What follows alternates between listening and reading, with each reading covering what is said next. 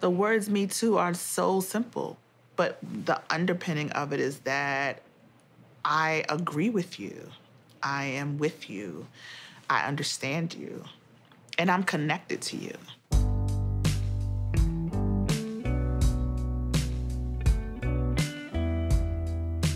I was raised by my mother in the Bronx with a very strong understanding of who I was as a Black child in America.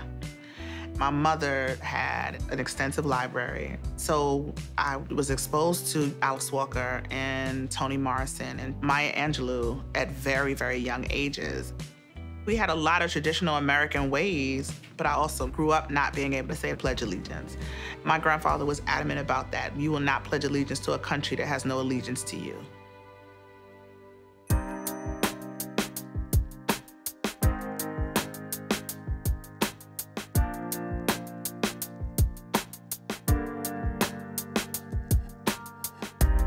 Donald Trump took out full-page ads in all the major newspapers in New York calling for their death.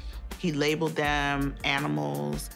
We wanted to push back against the way these young Black and Latino boys were being portrayed in the media. And so we organized a rally.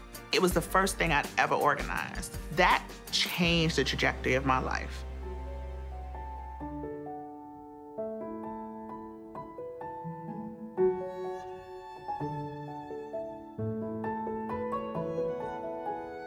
She had brought up all of this stuff that I was not dealing with, where you deal with the pain later and later and later. She had found whatever courage she needed to come forward and say this to me. And the nagging thing in my brain was, this happened to me too.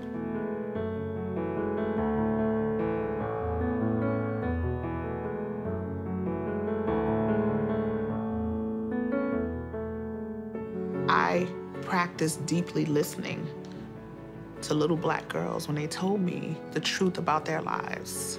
Another young woman said to me, "You were the second person I ever told what happened to me, but you were the first person to believe me." Every time I think about it, it makes me emotional. The idea that somebody who you look up to believes you, that's a very small thing to ask, you know? And just the simple act of believing her changed everything.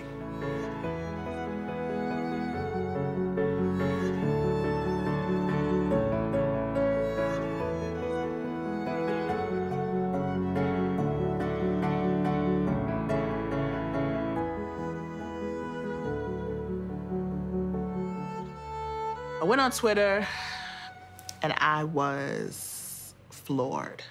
I just saw that this hashtag was trending.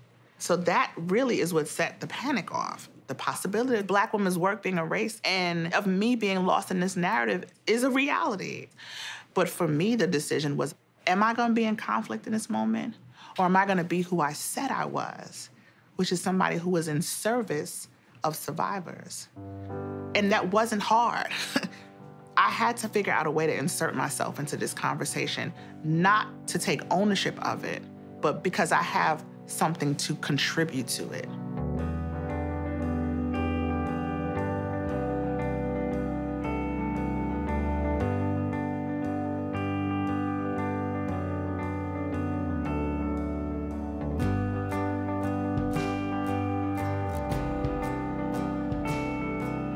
Maya Angelou was molested as a young person and figured out some kind of formula for survival. I remember trying to identify, how does a body that holds this kind of pain also hold joy? Because I know the pain doesn't go away. And so I've made a practice out of curating joy in my life. And I find joy in listening to survivors talk about how resilient they feel. I find joy in knowing that there's a new crop of young people who are committing themselves to interrupt sexual violence. That's why I've always done youth work, because I believe young people will save us.